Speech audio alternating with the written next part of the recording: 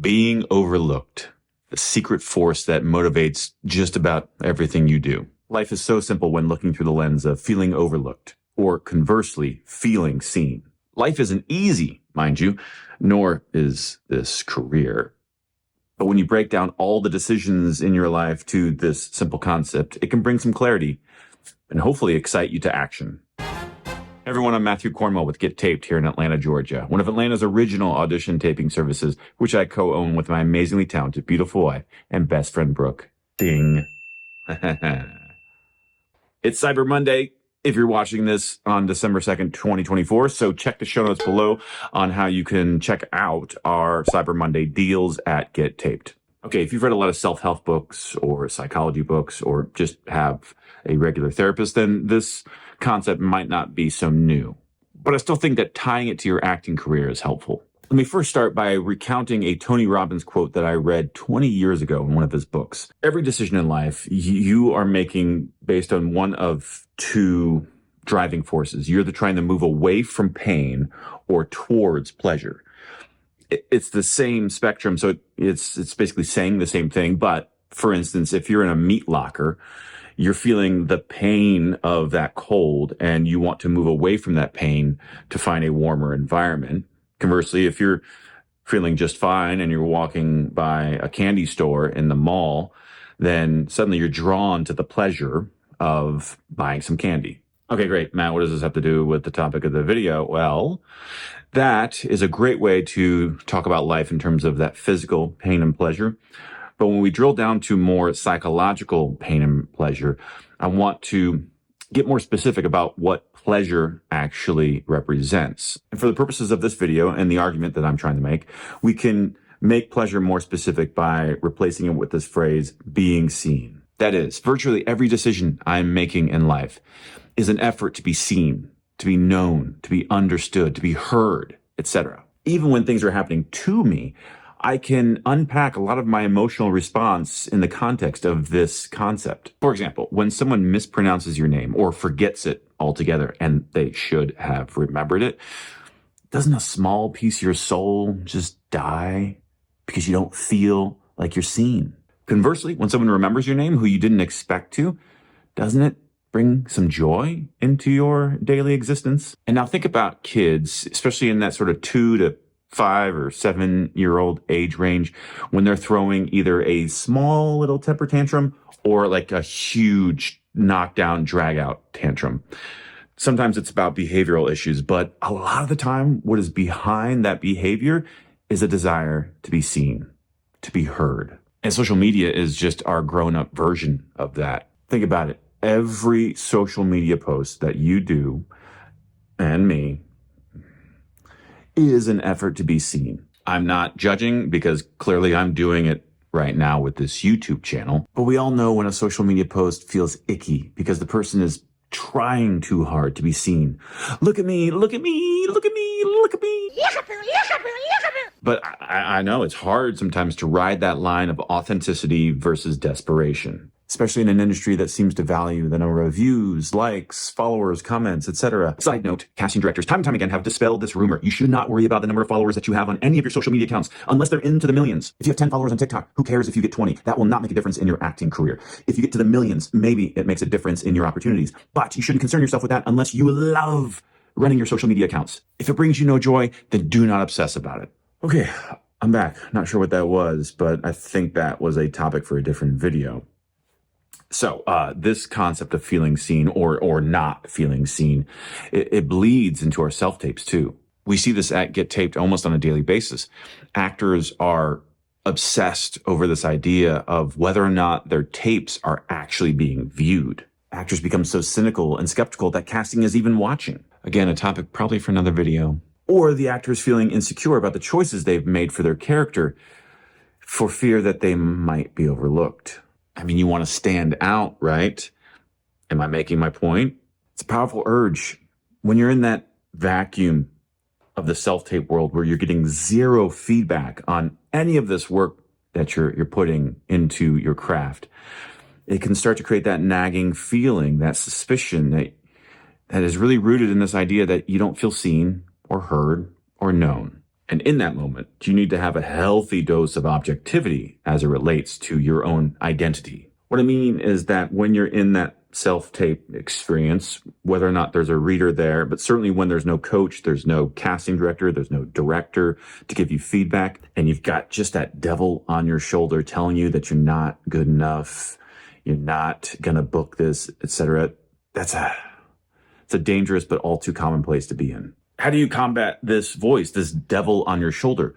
Well, we can't do all of this unpacking here in a free YouTube video, but I can at least give you a goal. And that is you need to do the work, the deep work, the hard work to figure out how the world actually sees you. This is distinctly different from how you want to be seen. For that, I do recommend you see someone, a counselor or a therapist.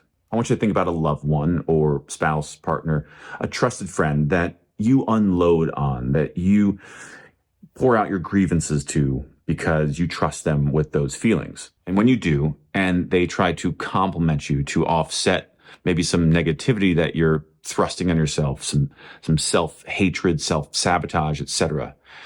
When they compliment you, when they try to pick you back up, don't we think that it just feels nice, but we don't really believe them, right? Right? Just nod with me. Search your feelings. You know it to be true. You need to figure out how to objectively experience you, which is not easy. And I don't mean watching your tapes back, because if you're in a place of desperation or insecurity, then after you've done a take, watching it back is about the worst possible thing you could do for yourself. You'll just should all of yourself. I should make a different choice. I should wear a different shirt. I should lose weight. I should get better lights. What you should do is stop shoulding on yourself. Now, you know I love analogies, so I'll go back to some tried and true ones that I've used on this channel. First one is, how can you see the painting when you live inside the frame? You are the painting. That is your identity. It's your image. All your life, folks have been walking by this painting, you, giving reactions, feedback, and you've not known what to do with that largely. Some of it, the complimentary stuff, you accept, but maybe it feels a little too much. The negative stuff, you chalk it up to this experience or that experience, or that they're an idiot. But generally speaking, you just don't really know how to receive it because you haven't seen yourself the way they see you. And looking in a mirror or watching tape back doesn't count because you cannot watch that. You cannot look in that mirror objectively without seeing just your flaws. My other favorite analogy is that of a convenience store where you are the store. It represents your identity, your humanity. And then the front of that store, the window with all the neon signs that are on it, that is the first impression that is given to the people who walk by your store. And instead of trusting that you'll naturally get foot traffic and people coming into your store that are just attracted to your image, to the thing that you're putting out in the world, what are you doing instead? Well, you're out there like a sign flipper, flipping a sign. Yeah, like this guy. And yes, that does draw attention, but I don't know about you. I have never actually shopped at a rug liquidation sale based on a sign flipper. I've also never got my taxes done based on a sign flipper. So while they might be talented individuals who are flipping those signs and it is gaining attention, it's not working. It's not getting me to actually patronize the store by walking through the door. It's like that business doesn't trust that they'll get foot traffic, so they overcompensate. And we've all done that on social media, in life, on our self-tapes. And as I posited at the beginning of this video, the force that causes us to do these things, this desire to be seen, it's strong. It's hard to resist. I mean, when I get cut off in traffic, the anger that sort of bubbles up inside of me is nothing more than me feeling like that guy, that idiot, didn't see me or isn't respecting me. But respect is just another way of saying I don't feel seen or understood. My position in the world is not being seen. My position on the road is not being respected. It's not being understood. I don't feel known. But here's the thing. The great paradox of all of this is that we are seen so much more than we ever fully understand. In fact, in the Sam Christensen Workshop, around day 2 or 3, and always by day 4, we start getting reviews from the students such as, wow, I've never felt this seen before. For the first time in my life, I feel truly seen. Wow, it's like you guys are really seeing me. Over and over again, we hear that from students, and it makes Brooke and I feel so good about this work, because that gift of feeling seen is one of the greatest gifts anyone can receive. And more than that, the gift of realizing how little effort it takes to be seen. That's where authenticity lives. When we can rest in our identity, knowing exactly what we're putting out into the world. It means you relax more in meetings with reps, in auditions, on those Zoom callbacks, in-person callbacks, and on set. You stop sign flipping on the sidewalk. You start seeing the matrix for real. For possibly the first time in your life, you're able to step outside the frame and see the painting.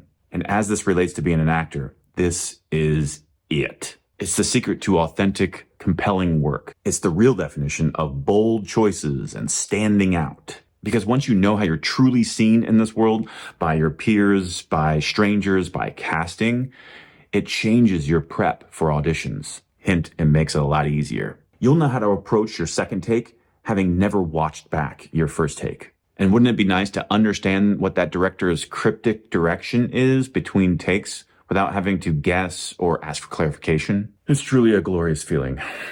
Now, having said all that, this force is still strong. It will still guide so many of your decisions. Despite having done the Sam Christensen process in 2011 and now having facilitated it with Brooke for over 5 years, I still have the strongest desire to feel seen, to feel known, to feel understood. It is baked into every human's DNA. It's why I still get angry at those idiots on the road. It's why I still have moments of jealousy in my acting career. It's also why, in full disclosure, I've kept this YouTube channel running for over 4 years.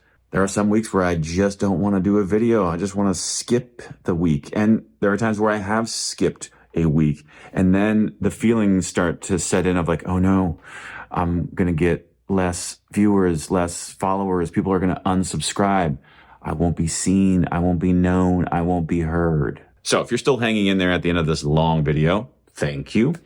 You're making me feel seen. But I do want to leave you with a practical to-do that you can use on the rest of your day. And that is to make someone else feel seen today. Maybe in the grocery store, call that cashier by their first name. It'll probably surprise them because not many people do that. Text a friend that you're thinking about them. Leave a handwritten note for your spouse or your roommate. Just do something to make someone else feel seen. Because in that moment, I will have proved to you the thesis of this video, how powerful that force is that drives us to want to be seen. That's it for now. Thanks for watching, and we'll see you on set.